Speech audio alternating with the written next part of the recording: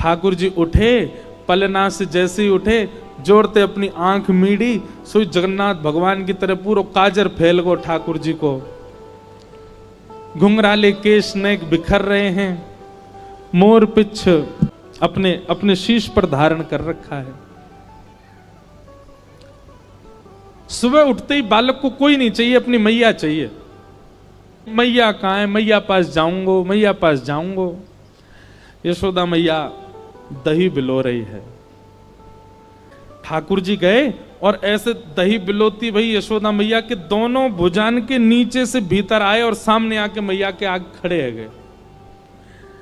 आंखन को काजर फैल गयो है, सो के उठे, आंख भी खुले ही नहीं रही हैं, केश पूरे घुंघराले मुख पर आ रहे हैं ठाकुर जी के। और मैया से कह रहे, मैया जे बता, तो को दूध ज्यादा प्यारो है कि तेरो पूत प्यारो है, बता। मैया बोली, लाला तू भी सवेरे सवेरे उठ के कैसी बात न करो करे, चल हट जा, मुझको दही बिलोन दे। ना है मैया, पहले बता तू को दूध प्यारो कि पूत। मैया बोली, मोए तो मेरो पूत प्यारो है, दूध काई को प्यारो होगो।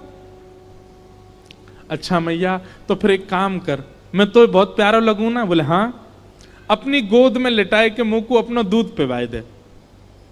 मैया मुंह को बहुत जोर की भूख लगी है, मुंह को दूध पिवाए दे।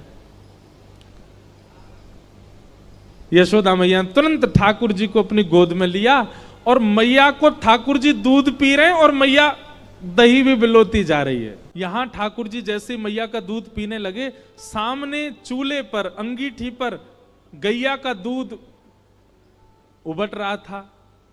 संपूर्ण दूध उबल करके उफन करके बाहर आने लगा, स्वयं को जलाने लगा, नष्ट करने लगा।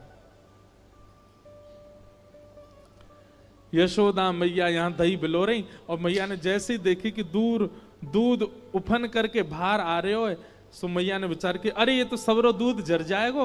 तुरंत मैया ने गोद में बैठे ठाकुर जी को नीचे पटका, दूध संभालने चली गई। ठाकुर जी खड़े है गए, अब ही मैंने पूछी तो को दूध प्यारो कि पूत, तो बोली पूत प्यारो, और बाद दूध के पास भाज गई मैया। ठाकुर जी बोले, मैया ठीक है, आज या दूध को ही देखूंगा मैं, हैं ये ज्यादा प्यार हो तो मुंह छोड़ के भाज जाए। सो ठाकुर जी ने एक बड़ो सा डंडा उठायो और जो मैया दही बिलो रही थी उस मटकी में ही मारा, मटकी फोड़ दी। और इतना ही नहीं, इतने क्रोध में भर गए ठाकुर जी, गौरस भंडार में गए, जितनी मटकियां थी मैया यशोदा की सब फोड़ दें।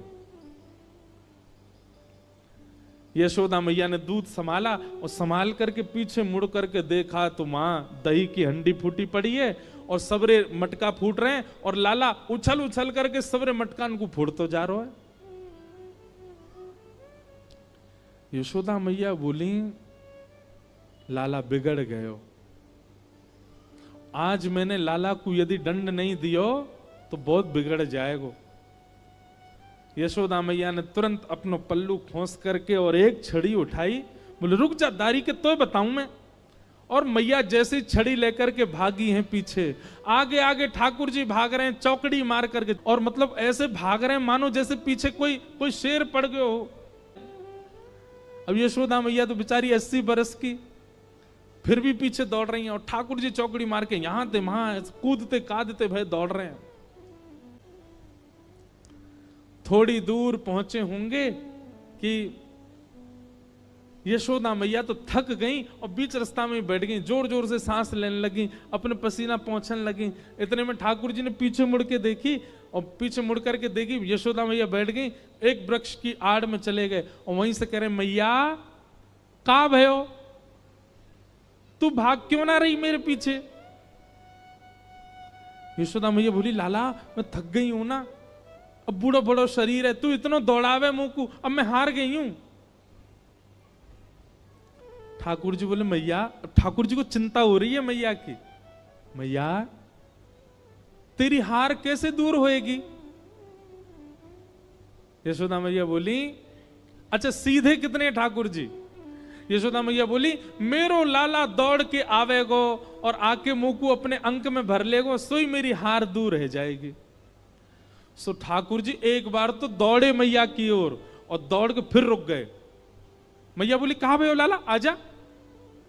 बोले ना है मैया, मैं ना आऊंगा। बोले क्यों? वो तेरे हाथ में जो छड़ी है ना, तू या तो मुझको बहुत डर लगे, पहले या को दूर फेंक तब आऊंगा। और कहा पता तेने या तो 2-4 बार मार दियो तो मेरे लग जाएगी मैया, पहले या को फेंक।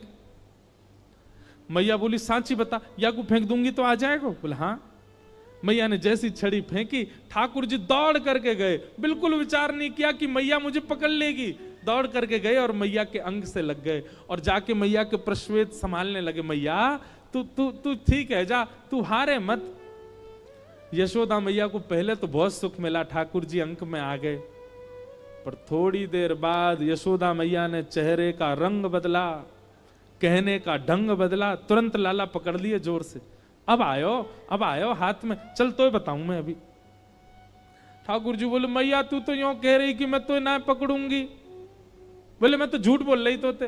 अच्छा मैया तू झूठ बोल है, मैं तेरा लाला ना हूं आज के बाद, पूरे गोकुल में हल्ला कर दूंगा मैं तो नंद बाबा को लाला हूं, यशोदा को लाला ना हूं। यशोदा झूठ बोले, हाँ बोल दियो जाए करके। अब तो उखलते बांधूंगी और आज ना तो रोटी मिलेगी ना मक्खन मिलेगा, खड़ो रहे पूरे दिन, ऊधम मचावे। यशोदा मैया के अंक में भर गए। मैया तो पकड़ के ले गई और लाला को जाकर के ऊखल से बांधन लगी। जैसे ही रस्सी ला करके मैया ने ऊखल से लाला के पेट में बांधनी चाहिए, सोई रस्सी छोटी पड़ गई। मैया बोली रस्सी छोटी कैसे पड़ गई? मैया गई और बड़ी रस्सी लेकर के आई। बोले हाँ अब याते बंध जाएगा। मैया ने जैसी ऊखल में लेकर के और जैसे ही ठाकुर जी को, ये छोटी पड़ गई। क्यों? तो कहते हैं दाम का मतलब होता है रस्सी और उदर का मतलब होता है पेट।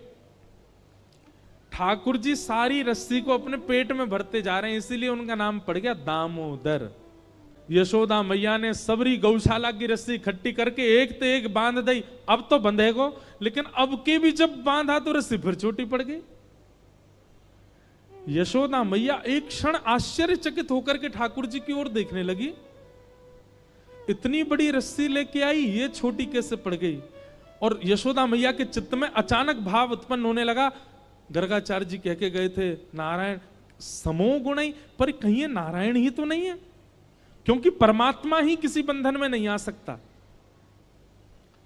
सामने खड़े भगवान ने जैसे ही देखा कि मैया मुंह को भगवान मान रही है, सोई ठाकुर जी ने कही मैया और कितनी जोर से बांधेगी, देख मैं तो बंध गो। तभी मैया देखती है कि वो रस्सी पूरी बंध गई और गांठ लग गई ठाकुर जी को, बंध गए ठाकुर जी।